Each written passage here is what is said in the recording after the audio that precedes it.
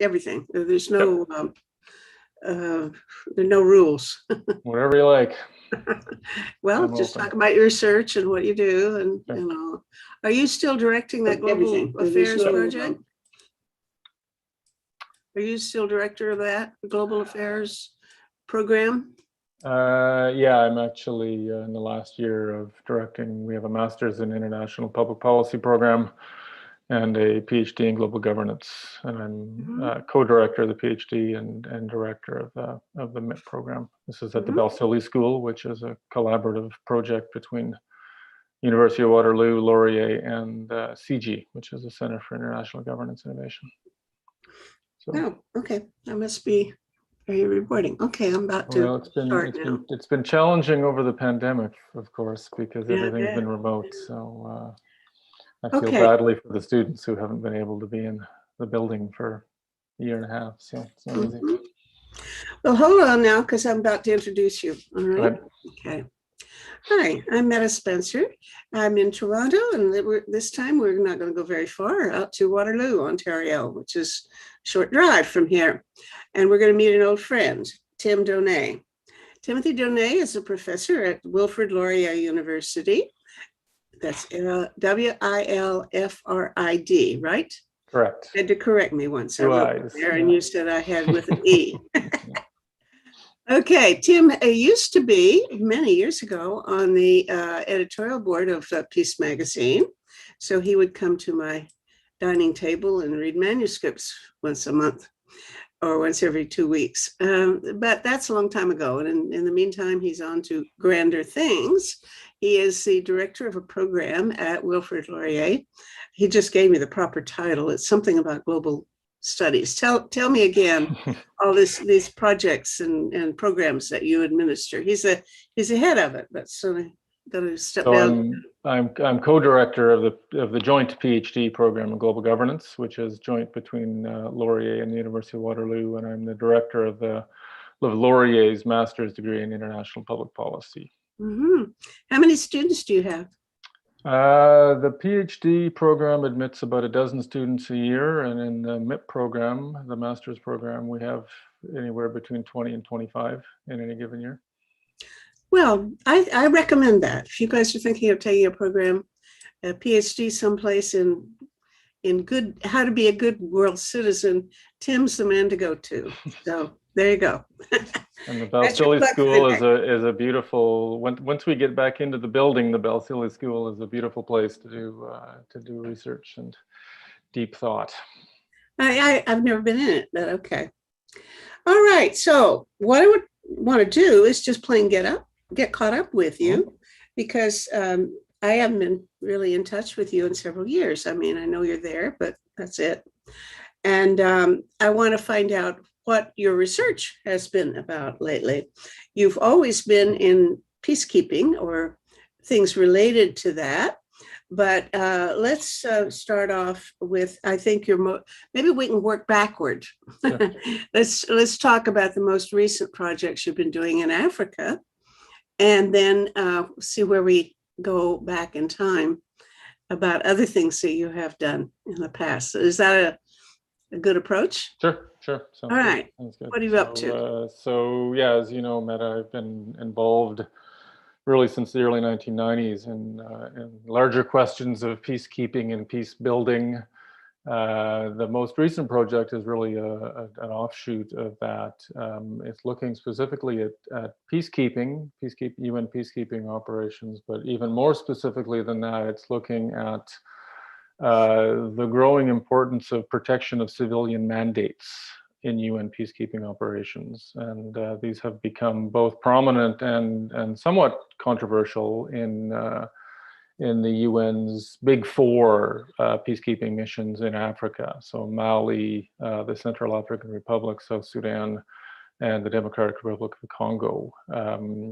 In all of these cases, the protection of civilians mandates or POC mandates have become the most prominent element of the UN operation, and the missions have really struggled. I mean, in a lot of cases, they've managed to protect vulnerable people in threatening circumstances. But the gap between the capacities of UN missions to actually protect and the extent of the vulnerability remains enormous.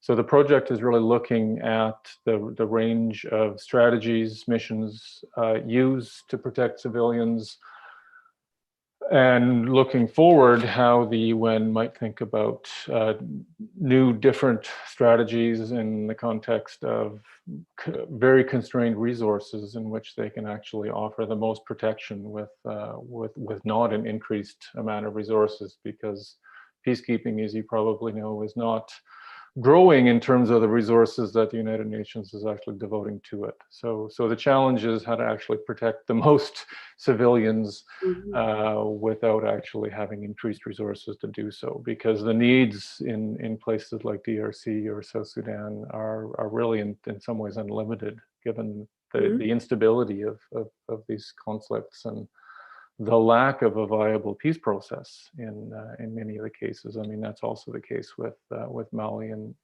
Central African Republic as well. So it's a real dilemma. They're not even negotiating. There's no, it's just a plain out and out war. And there's nobody trying to bring the combatants into any kind of ceasefire or agreement. Well, it depends where you're talking about. I mean, South Sudan is the one case I've been focusing on recently, and of course, we've, like many researchers, I've been unable to do field work over the past year and a half because of the pandemic, but had managed to do some field work in South Sudan prior to everything shutting down last March. I mean, in South Sudan, there is a peace agreement in place. It's been brokered not by the UN, which is typical, but actually by IGAD, which is a regional security organization, the Intergovernmental Authority on Development. But it's a very fragile peace agreement. It's what we would call an elite compact, which is basically trying to get the two leading figures in the government and the opposition to work together. And they don't like each other. They would just as soon kill each other as co-govern. And it has been a real struggle to get the peace process off the ground. And in the meantime, we've seen a lot of a resurgence of local level violence. And the mission has been really struggling to try to figure out how to actually offer the most protection in these kind of circumstances. So that's a really difficult environment in which to think about protection of civilians, because there's no end game in a sense. Everybody's hopeful that the peace agreement will hold, but nobody is particularly optimistic. And that situation more or less applies in some of these other contexts as well. Okay. Now, when you say you have limited resources, I can believe it. I mean, I would just imagine being sent with a handful of people to take care of a massive conflagration in Africa. By the way, you mentioned the COVID thing is a handicap. How are they? We don't hear much about how much COVID has impacted those countries or any place in Africa. How much are they feeling that impact? It's really difficult to get a sense of COVID in some of these countries, just because of the lack of information and the lack of testing. I mean, certainly early on in the pandemic, one of the paradoxes was how Africa seemed by and large to be bypassed by the pandemic. There was lots of speculation that it was because various factors like the relative youth of African populations, or the fact that they've had to deal with a lot of other endemic diseases over the years. So Africans might have had more resistance to COVID. More recently, though, we've seen, I think, some concerning developments that the cases of COVID in certain African countries, for sure, have been on the rise. I mean, South Africa had a serious problem with COVID over the past year, and it certainly has affected the way in which peacekeeping missions have operated in part because I think for a lot of Africans, COVID is perceived as a Western, at least at the beginning, as a Western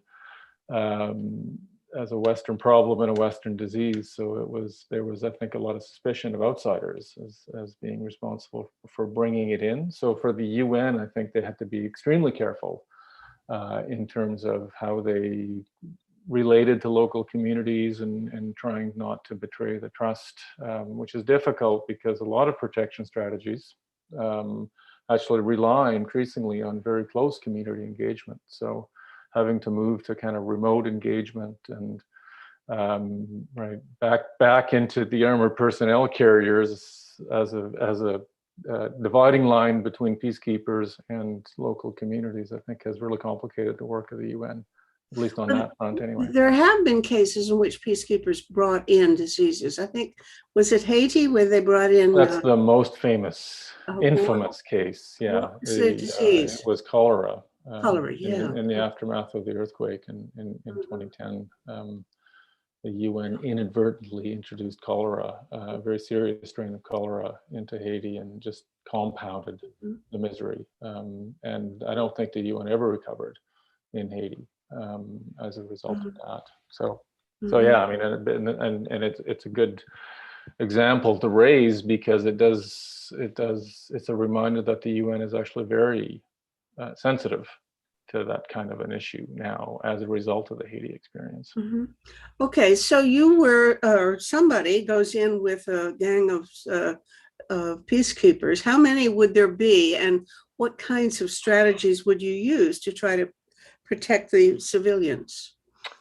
Well, just to go back to the South Sudan case again, I mean, this is in some ways it's a unique case because the mission was on the ground when as South Sudan declared independence in 2011.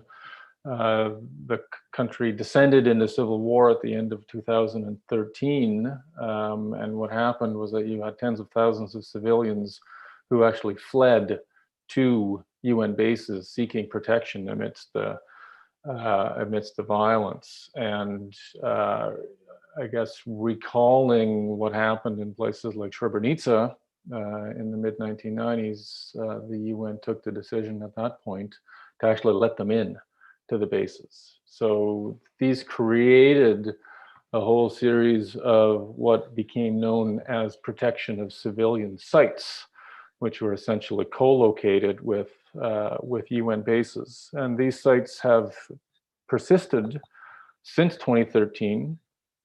I visited a couple of them. I was in Bentiu in the summer of 2019, where there's still about 120,000 displaced persons living and under the protection of UNMISS, which is the UN mission there. There was a site in Juba, the capital, which held about 30,000.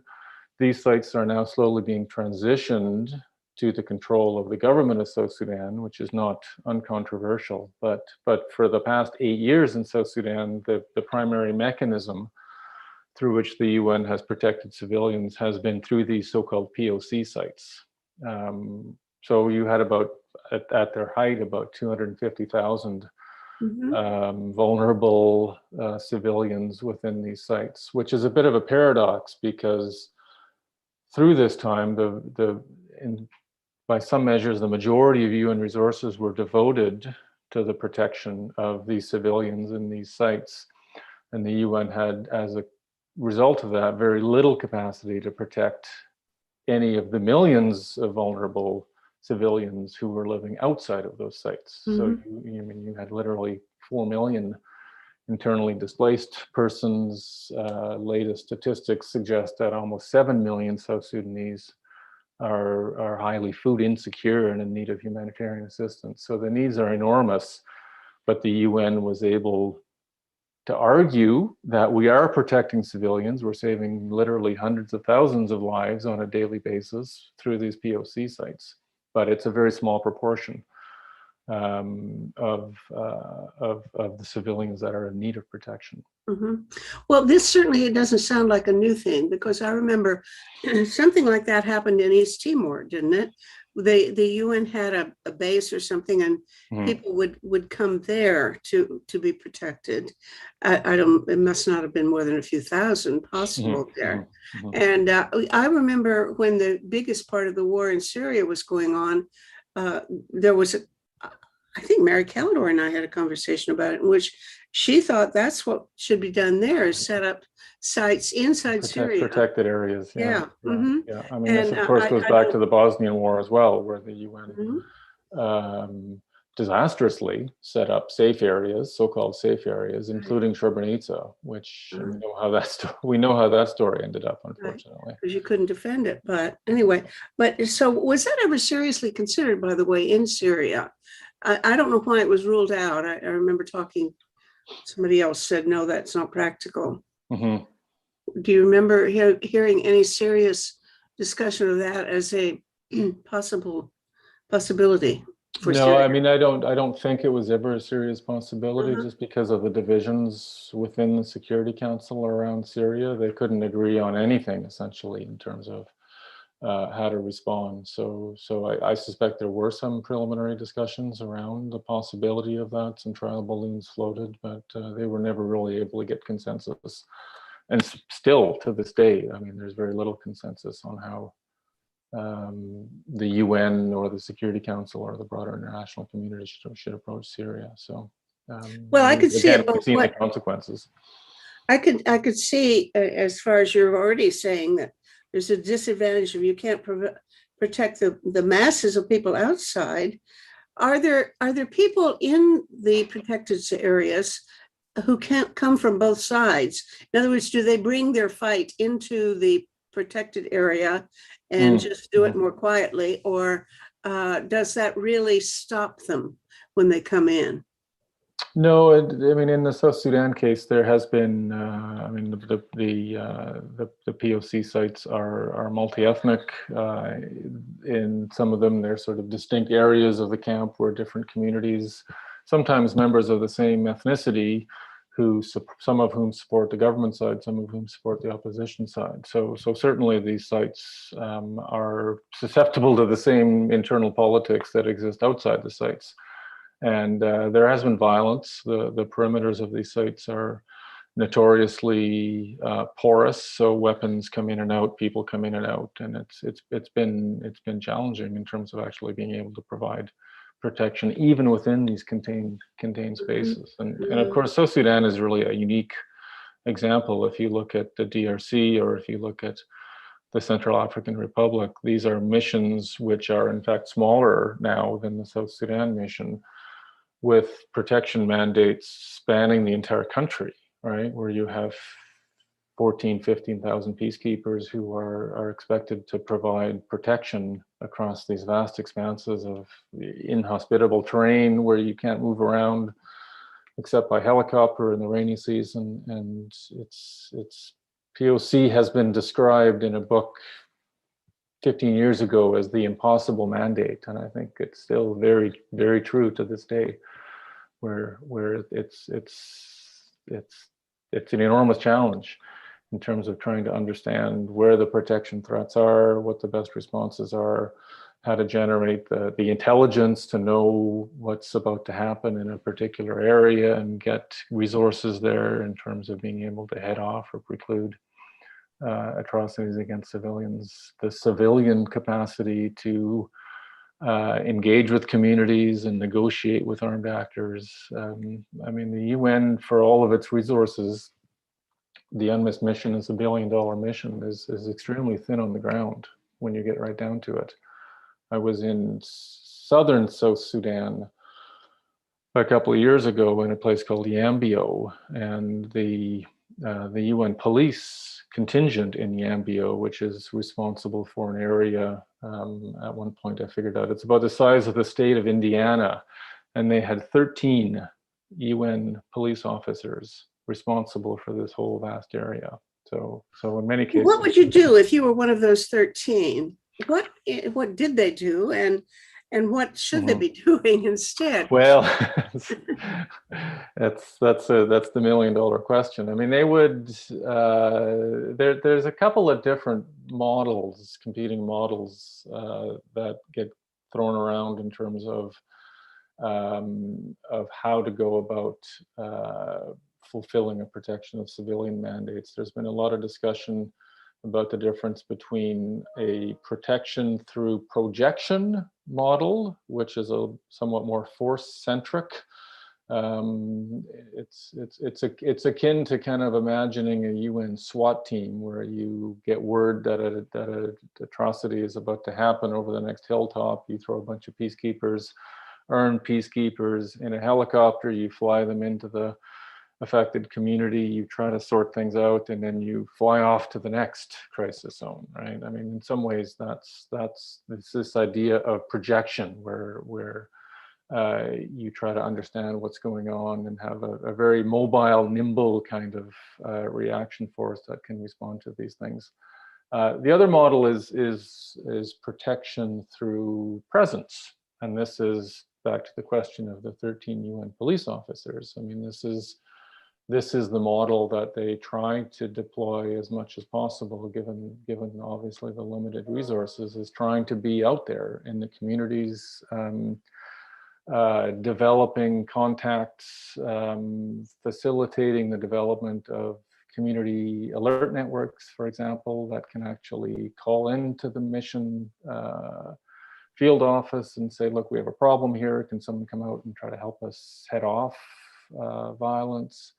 So it's really very much around being present, being a deterrent, but also being a facilitator, right? Trying to work with the different groups in ways that can actually prevent violence in the first place, rather than having to respond to it once it erupts.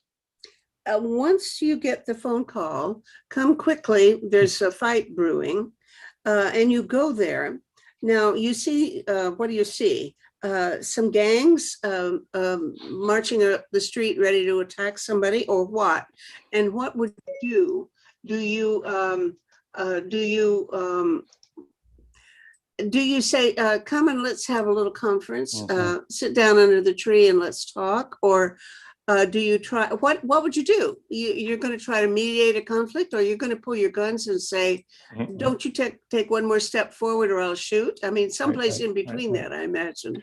Well, it's all of the above, I think, and this is one of the difficulties of protecting civilians, is that you have this whole range of potential responses, right? And what the response looks like very much actually depends on who's in charge of the military contingent that's responding. Right? The UN is still, when it comes to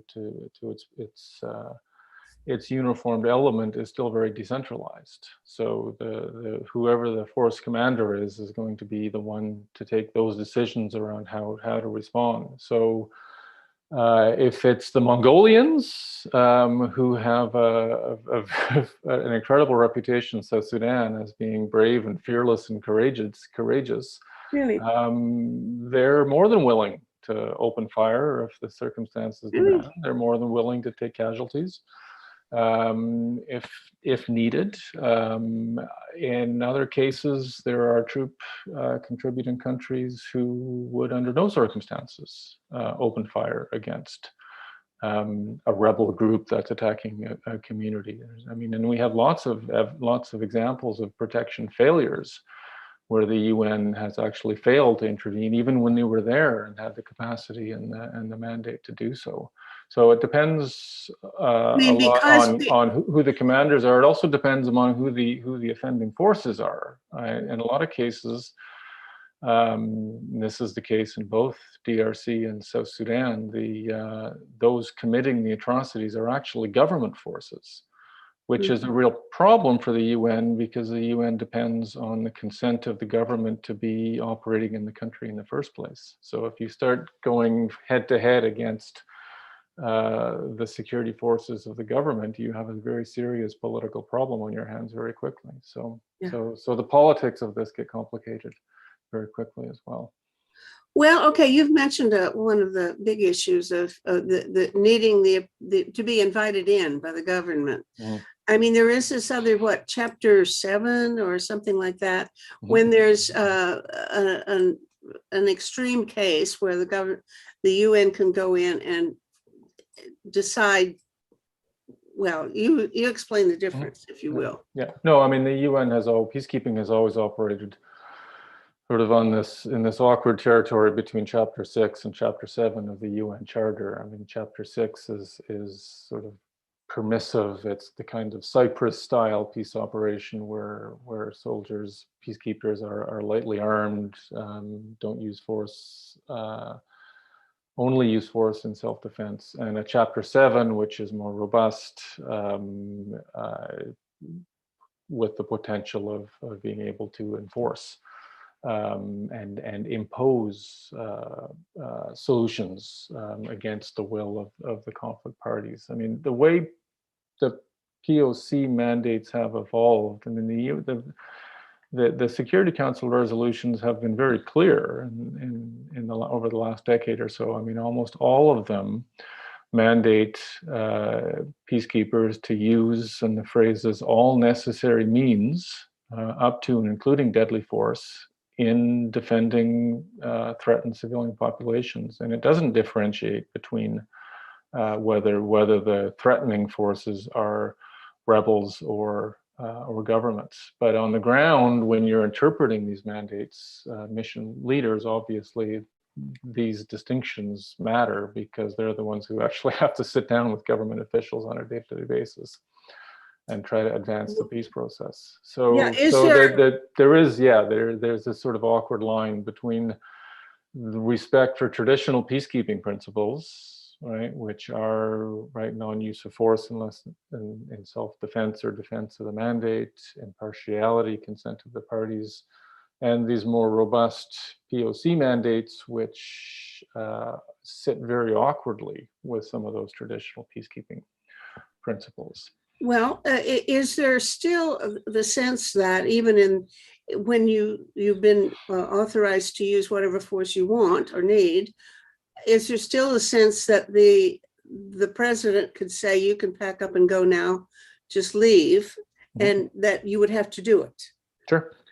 Yeah. I mean, the mission could be declared persona non, if you will, non grata by the government, and then it would be in a very awkward position, and it would be untenable for a mission to stay on the ground without the explicit authorization of the government to be there. Okay, when I take the Korean War, let's just maybe try to help me get my own muddled thinking straightened out here, because I thought Chapter 7 really said that the UN could enforce some sort of decision on a state against whether it liked it or not. Mm-hmm. Now that would mean they could go in even if the government said go away. Mm-hmm. Right? Now, wasn't the Korean War the outgrowth of that kind of situation? Yeah, I think it probably was. I think the situation with current Chapter 7 mandates is different, and I think it's important to make a distinction. And the United Nations, and peacekeeping specifically, is very careful to keep a very clear red line between robust peacekeeping on the one hand, which remains loosely within those traditional peacekeeping principles, including consent of the conflict parties, especially the government, and peace enforcement, right? Mm-hmm. And peace enforcement is missions which are mandated to actually go in and impose a peace against the will of the conflict parties, including the governments, right? I mean, the UN has always been loath to become engaged, become involved in peace enforcement operations. And I think given the current geopolitical climate, I think there's very little appetite on part of the members of the Security Council to consider peace enforcement. So I think even if there's a fine line between robust peacekeeping on the one side and peace enforcement on the other side, the UN has always been very careful to stay on the left side of that, the less coercive side of that. How many cases has it crossed that line? Has anybody kept track of? Certainly none in the 2000s. I wouldn't say. I mean, we can go back to Somalia in the early 1990s, where uh, effectively, there was no government to ask consent to or from, Mhm. and consent was deemed to be assumed on the basis of the collapse of the government. I mean, we can go back to the Congo in the 1960s, which is sort of the first and in some ways a cautionary tale of the risks and the dangers of peace enforcement. Since about the Brahimi report, which came out in the year 2000, I think there's been a recognition that the UN and the institution of peacekeeping is simply not equipped to do the kind of enforcement operations that that NATO can do, for example, and did do in places like. Wouldn't we want that to happen when we, you know, Project Save the World has this platform for survival, and one of the planks has to do with sustainable common security, and which really comes down to the proposal for the UN to have a peacekeeping. What do we call it? I don't know. A standing UN army. Yeah, yeah, but they want to call it something milder because it would include social workers and mediators and all civilians and people like that before. But people, a unit that would be under direct control of the UN, not you don't have to go and get countries to contribute forces. It would be ready to go at the drop of a hat, and would be adequate to go into 3 or 4 hotspots in the world simultaneously if necessary. The idea being, I think it's a big hope, would be if people could see that there would be a unit of that kind, such a strong one that they could count on it for protection, that they wouldn't need to have standing armies, national armies, or at least they could have very, very modest units. So that kind of solution has always appealed to me because even though it would mean an increase in military forces under the UN control, it would mean that overall in the world there'd be much smaller military. But that would presume, I guess, that it would also have the authority to do what you call peace enforcement, right? Where does that idea stand? I think it's probably gone absolutely nowhere in the last few years, but we can't help dreaming. No, of course, and we should. I mean, I remember being on a call with you a number of years ago with Peter Langille, who has long been talking about and advocating this idea of a UN standby force. I think the problem in this current geopolitical environment is that we're a lot further away from that vision, perhaps, than we've ever been. Right? I mean, the tensions within the Security Council between the United States and China and Russia are as profound as they have been for decades. Certainly, the Chinese and the Americans are very defensive about questions of sovereignty and continued adherence to these principles of non-intervention. They want to control what the UN does, how the UN does, and where it does it.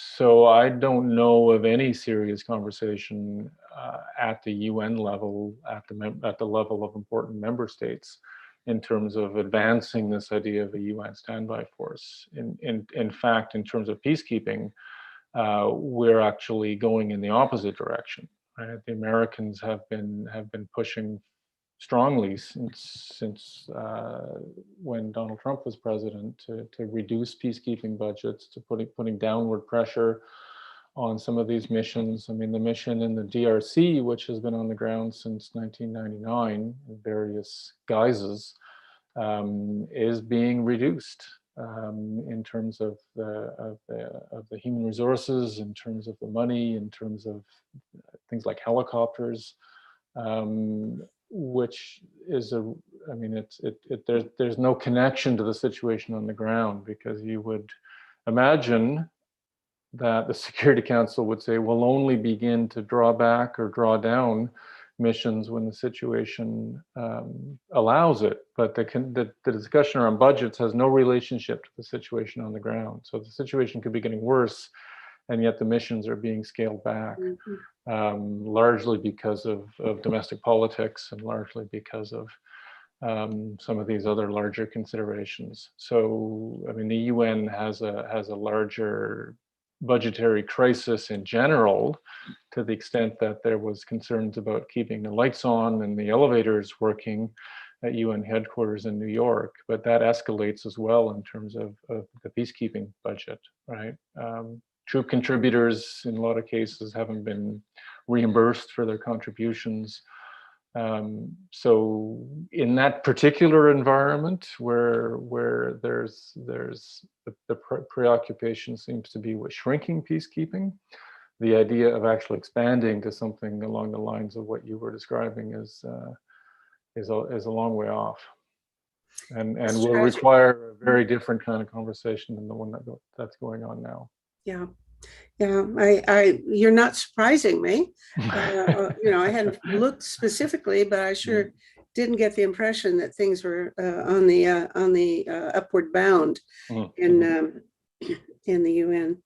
That's just very, very disturbing. Okay, inside one of these protected areas, what is life like? Do you set up tents and people to live there? Are there borders, gates where somebody says, you can't come in if you have a gun, leave your gun outside? What's it like? Do they, describe one of these sites. Is it like these, we see refugee camp photos in Jordan and in Turkey and places. Yeah. Does this look like that or what?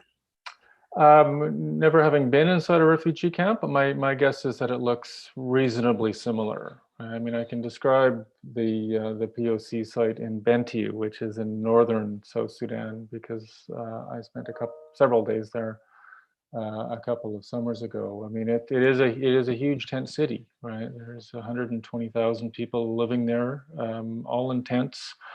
It's well established enough that there are schools, there are churches, there are community centers. It is self-governed. They have their own system of government within these sites, reasonably well managed. Life is not great by any means. I mean, the site is in an open field. When it rains, it turns into a huge mud bowl. But at the same time, because, I mean, I guess the difference between a refugee camp is that in these POC sites, it is actually the United Nations mission, which is providing both perimeter security and internal security, largely through UN police.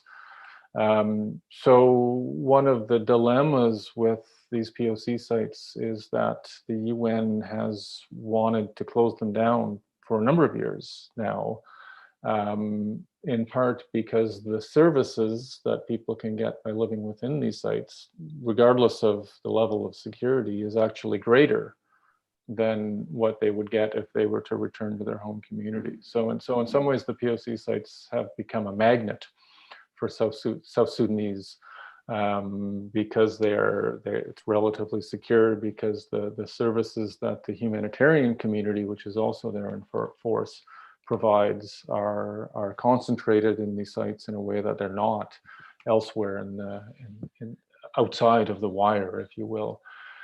So it's been a dilemma, right? And the government of South Sudan has also accused the UN of harboring extremists within these POC sites and rebel groups using the POC sites as refuges where they can plan and stay safe from attacks from the government, right? Whether there's truth to that or not, they've really become a political football.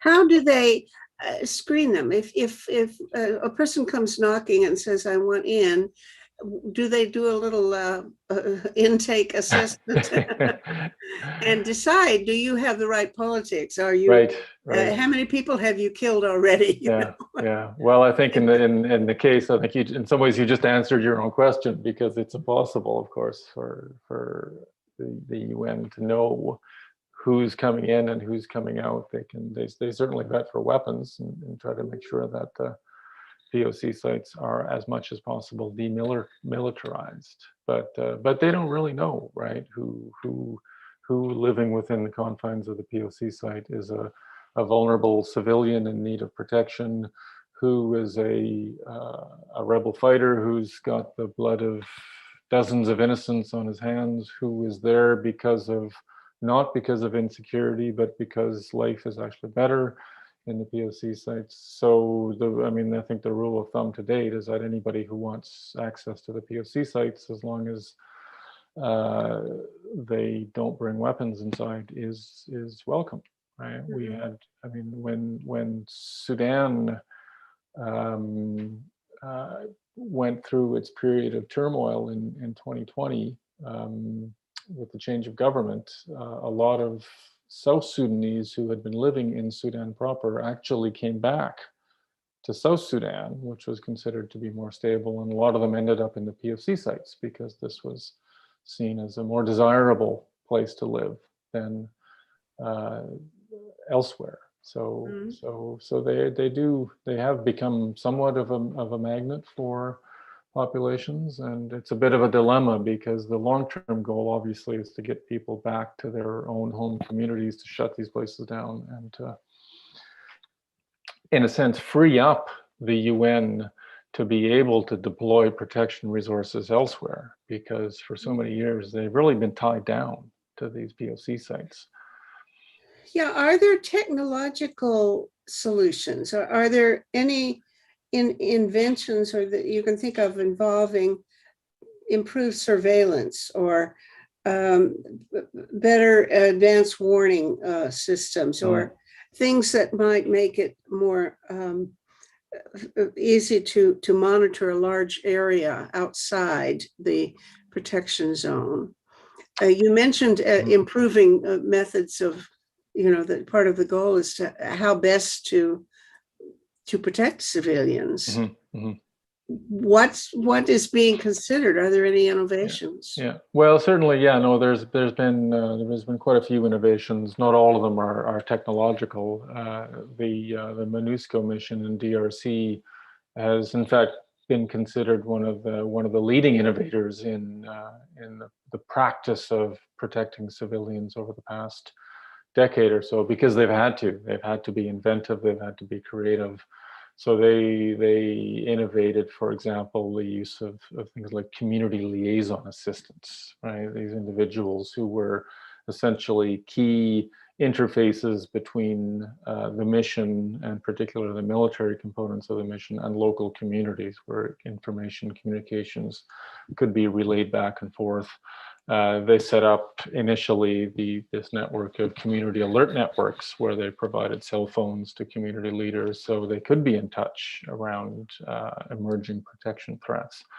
The technology question is interesting because, and I'm sure you've spoken in the past to Walter Dorn, who is one of the leading authorities on the use of technology, including things like drones in UN peacekeeping operations. I think there's a lot of potential there in terms of monitoring areas, in terms of things like remote patrolling of the perimeters of POC sites, for example, to look for people who are moving guns in and out.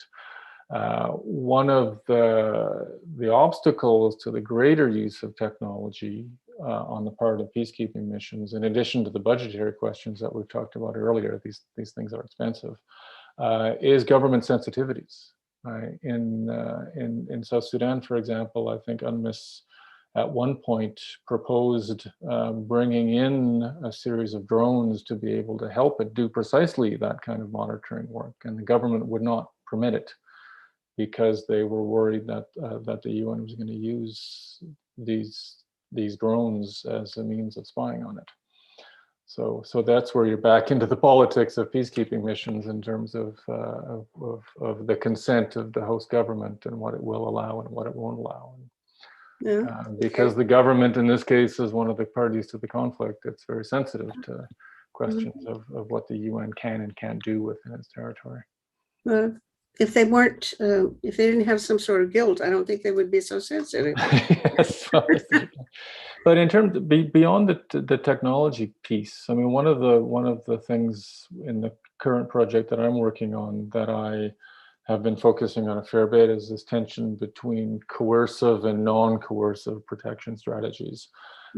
Given the problems with the use of force in peacekeeping operations, which we've already discussed, I mean, I've increasingly been focusing on the use of the non-coercive kind of protection strategies, which the innovations there are all around really community engagement and network building and working on local level peace building, essentially, right? Trying to build up community resilience, trying to increase the communication between the UN mission and local communities, that if communities can't prevent conflict from erupting and violence from erupting, at least they can be facilitated in terms of getting out of the way. So I think there's a lot more scope in the institution of peacekeeping to build on those sorts of strategies. Certainly in the South Sudan context, where a lot of the violence right now is not government forces against rebel forces, it's actually at the community level. It's conflict between farmers and herders, which has been longstanding in South Sudan. It's conflicts around cattle raiding, which are more economic and ethnic in nature. Clashes across ethnic lines within particular regions that actually may or may not have to do with national level politics. And I think in those kinds of circumstances, the UN actually has greater scope for its sort of dialogue and engagement function, the kind of good offices that the UN has long been known for in terms of trying to negotiate, right, deals between farmers and herders, for example, so that the cattle don't trample farmers' crops as they go through in search of water, right? I mean, those are areas where I think there's a lot of potential to actually facilitate nonviolent solutions. And in South Sudan, there's actually been, the mission has had some success in trying to mediate those kind of conflicts. So in terms of the development of POC mandates and the evolution of protection of civilians, I see more scope for building up those kinds of initiatives and activities than necessarily going down the route of robust peacekeeping where you're actually taking out armed groups by force. There's the one experience of that in the Democratic Republic of Congo with the UN mission has been quite controversial, right? Where the Security Council mandated and created this so-called Force Intervention Brigade with a specific mandate to go after a specific rebel group, and a lot of there was a lot of concern that this all of a sudden made the United Nations an actual party to the conflict, because they were actually, right, they were taking sides, right? Yeah. They were going after an enemy of the government, and as a consequence of that, were seen as on one side of the conflict rather than the other, which has historically been a very uncomfortable place for the UN to find itself. That's a whole conversation, is how often the UN has wound up being a warfighting institution rather than a peacemaking outfit. That is something I'm curious about. But certainly one would hope that the kinds of interventions you're talking about, the preventing of conflict is getting worse, it would be the most desirable way of approaching. And it's also where the UN's comparative advantage lays, frankly. I mean, this is what the UN was created to do, essentially. So. Yeah, that's true. But is it really the best way the best institution for handling such things. There is in the current issue of Peace Magazine a review about of a book, which I can't even think of the title right now, but it's a woman who is arguing that peace, foreigners, which means peacekeepers, are not very well suited for this kind of thing. That a local chieftain, for example, is in a better position to do that kind of thing because they know the language, they know the culture, etc. And then when the UN goes in and tries to patch up local feuds, they don't necessarily do a very good job of it. I have another friend. There's truth to that, I think, yes, for sure. Yeah, well, that's an interesting point. I have another friend, Ann Swidler, who's been working in Malawi with on development issues, but mostly AIDS prevention, HIV issues. And she has pretty much the same point of view that foreign development groups go in and they're good at giving free lunches to people, but when they go home, there's no real lasting change in the community. And I didn't want to listen to her. I was she's my friend, but I didn't want to hear that. Right. And I think Walter Dorn wasn't looking for that kind of critique from that book either. And we had a conversation about that. I can see why. Well, what's your answer to that? You say there's some truth to it. Well, what? Well, I mean, this goes back to some of my earlier research before the current project, which was around peace building. And as you may recall, I spent years grappling with this larger question of local ownership in peace building processes. And over the past decade, in fact, there has been in the peace and conflict studies literature, what has become known as the so-called local turn in peace building research, which is focusing increasingly on precisely that dilemma you just articulated, the idea that we focused for so long on the agency of outsiders to come in and quote unquote fix conflict affected societies. We have very little to show for it in places like Bosnia, and places like Haiti, and places like Afghanistan. So the failures of the so-called liberal peace building model have led people to focus increasingly on the local agency for peace building, the kind of local chieftain that you just talked about. So, I mean, I'm very sympathetic to that argument. It's interesting to note that the local turn literature hasn't gone as far as to say that outsiders should simply leave, right? This will let the locals sort it out, get out of the way, and eventually a solution will come. I think in a case like South Sudan, for example, there's a couple of dilemmas I think that come to the fore when you think about those kinds of considerations. The opportunity, I guess, is really around the ways in which the United Nations and other international actors can not necessarily be the direct mediators or the ones trying to fix the problems, but actually facilitators. Right. So the South Sudan Council of Churches, for example, has been very active in trying to facilitate both national level and local level peace agreements in the context of South Sudan over the years. The UN has supported these efforts, right? Things such as simple as logistics, right, where they bring community leaders on either side of a conflict together via helicopter so that they can actually talk. Right. So I think there's a lot of scope for that kind of supportive, facilitative peace building approach where outsiders are there to provide the material assistance and the presence in order to create enough confidence that these things can actually unfold.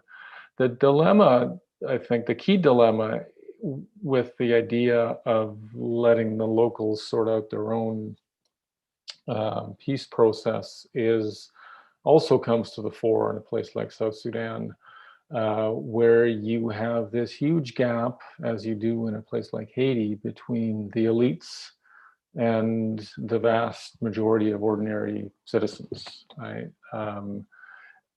You can make a case, I think, in the South Sudan case that the peace agreement is really about trying to buy off political elites, a very small group of political elites whose interest in governing has less to do with the human development and human security of their own citizens and more to do with actually capturing as much of the wealth of South Sudan, and particularly its oil revenues, as they possibly can. So, I mean, Alex de Waal has made the argument that South Sudan came into existence as a kleptocracy, right? And the fact that there's no functioning governance institutions has much to do with the fact that in the pre-independence period, these political elites, the guys who used to run the Sudan People's Liberation Army, basically spent that period siphoning off as much of the country's oil wealth as they possibly could. And that continues, right? This is why people want power in South Sudan. It's why people want power in Haiti, is because being in power is the most viable path to wealth and security. So the dilemma for outside actors, I think, is that if you let the locals solve their own problems, you ignore these kind of power dynamics, and the grassroots is going to be shut out and ignored, and you're going to end up with these tyrannies of a very small predatory political elite, which doesn't lead to stability, doesn't lead to democracy, doesn't lead to the rule of law. I mean, Haiti, I think, is a very good example of what happens when you have a very small group of elite actors who are in power because of their interest in wealth and have very little interest in their own citizens. Right? We've seen the instability in Haiti over the past number of years. Exactly. So that's a real dilemma, I think, in terms of how you intervene in the power relations of countries like this, where you don't have stable institutions, you don't have anything resembling a social contract between rulers and ruled, where there is mutual respect, mutual obligations, and mutual responsibilities. So that remains, I think, one of the Achilles heels of peace processes all over the place. Yeah. Damned if you do and damned if you don't. In some ways. It sounds like you're going to lose either way.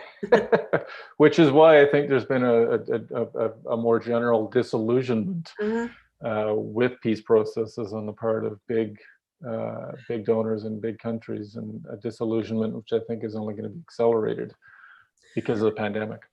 Well, it'd be very interesting to do a study of, take a dozen countries that have had that predicament, that dilemma, and see which ones went which way, and which was there any country that figured its way out of it?